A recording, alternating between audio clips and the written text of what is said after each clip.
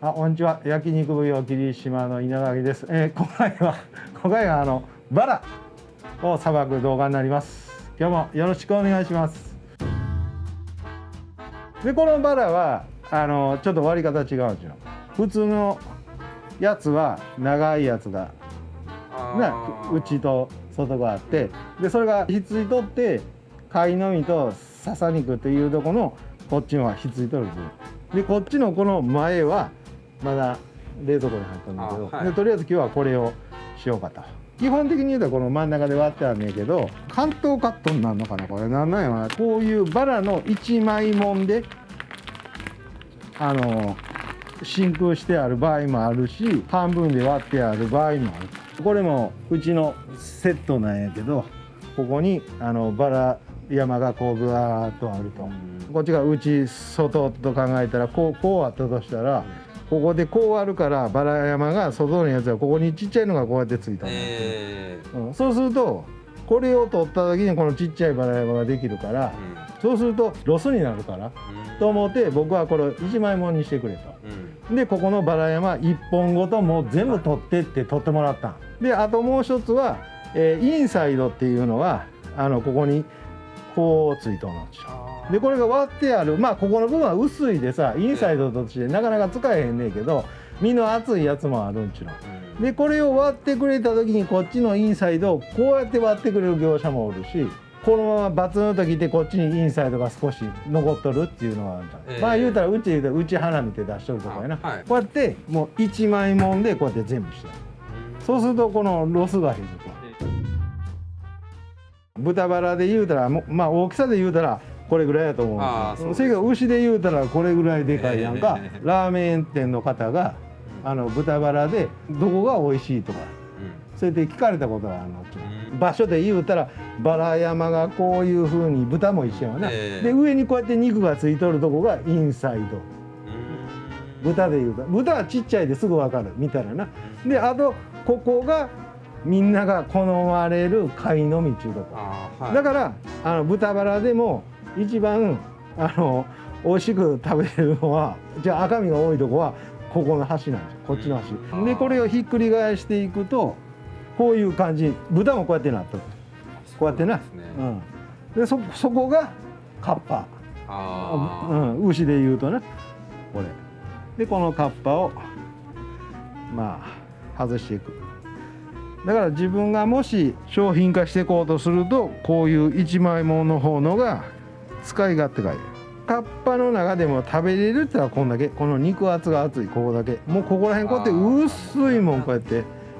な、それでスープに使うなりいろいろその工夫はできると。この上のこの薄いこの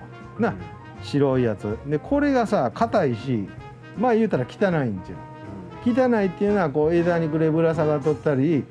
下ろしたりするとここ全部ひっついてしまうやん。だからこれは気をつけやなあかんから、これは時間がある時でないとさできやへんねんけどさ、こうやってしてやって、このカッパを取ってからこれを取ろうとするとまたやりにくいんじゃん。めんどくさいし時間かかる。それでこの部分だけをもうそのバラがある時に筋引きの練習にもなるんやけど、これ、こうやって取っていくと。あれユッケが合法だった時はその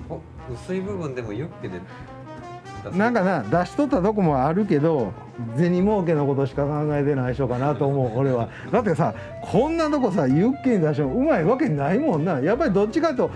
な、これは筋肉やでさ、どっちかって言うたら、そしたらこういうまだこっちのバラのこっちの薄い方をユッケに出しとったっていうんやったらまだええかなと思うけど、スープに入れる場合その皮付きでも全然いけちゃうんですか？それでどっちにしろアクがバーッと出てくるで一回は掘るやんか、せいこ極端に言うたら砂じゃついとることはないと思うけど、そういうようなもんがある場合もあるかもしれへん。長靴履いて何気なしちょっと外へ出た人がそこにもうそこまで言うたらもうキリがないんやけどさ、やっぱり僕らとしてはそういうことがあるとね、口の中に入るもんは極力は気をつけていかんとちょっとな。鋼の方が研ぐのは早いんですよね、ステンレスより。いや鋼の方が早いっていうのも言うけどな、せやけど早く研げるからこの形が変わりやすいっていうのもあるよね。それで自分がこうパーッとやっとって、何々しパッと触って切れるな、じゃあ次仕上げしようとした時にこの最初のそのやっとる角度と仕上げの角度が違ったらすっと変わるから、あれさっき切れとったのになんでってなるやんな。であとはその言うとったらこれでシャッシャッシャってこう石がこうやってついとってこうやってやるやつあるやんか、あんなもん何の役にも立たん。新品のナイフ買うてきてそれを使うんやったらさ、まだフィットすると思うやに。せやけどもともとそこの会社に置いてあったらそんなんやったらお前角度が違うでそんなもん切れるわけねえねんから。でここで分かれとるっちゅうことやな、普通のやつは。はい。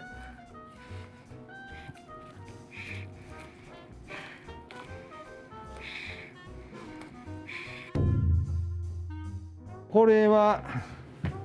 5の8やったかな、5の8。せやけどもも抜けもむちゃくちゃ良かったし肉醤もむっちゃ良かったし、じゃあ僕らはやっぱりその肉の形っていうのがやっぱり分かっとるから、肩ロースで言うたらこういう形でこうなってこうなっとるから、ロース芯はこういうような形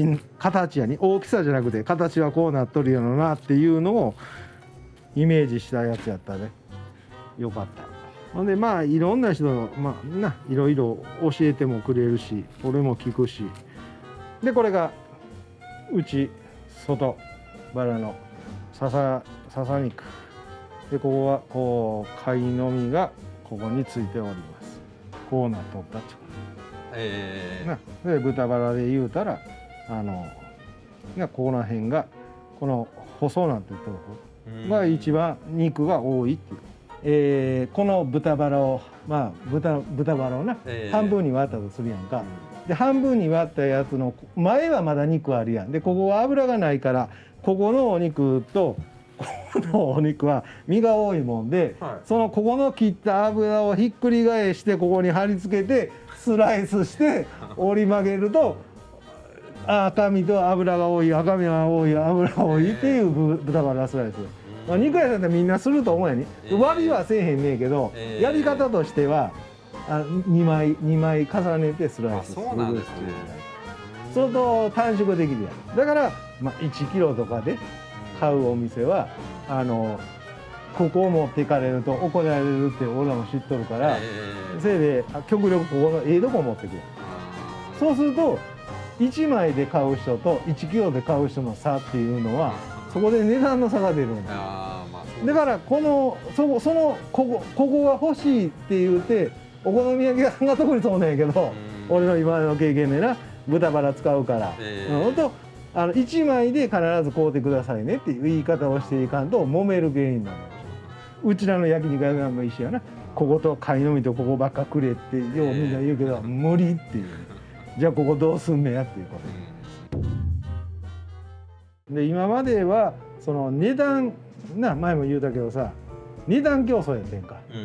そこは1000円で出しとる、いやうちは950円、いやこっちは900円と。今はもうそういう時代じゃないから、牛をどのように高く適正な値段で買ってくれるか、でそれを定期的にどのように仕入れてくれるかが、焼肉店だけじゃなくて飲食店はそういうのをしていかんと、安いのばっかり追いかけていくと逆に売り上げ落ちてくると思う。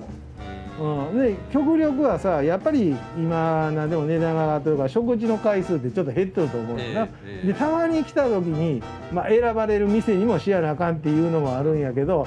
なんや味変わったなって絶対言われると思う。でそれが逆に僕も今度そういうイベントするっていうのはそういう意味合いがあるんですよ。でそうやってした時に桐島さんがこんなんしとんねやってきっかけになった時に、自分がすっとお金を言うたら食事をしちゃった時に桐島さん行こうってならんかなと。だからもう値段だけじゃないと思う、今からの時代は。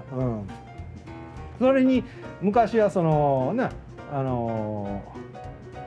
極端に言うたら安いどこが割に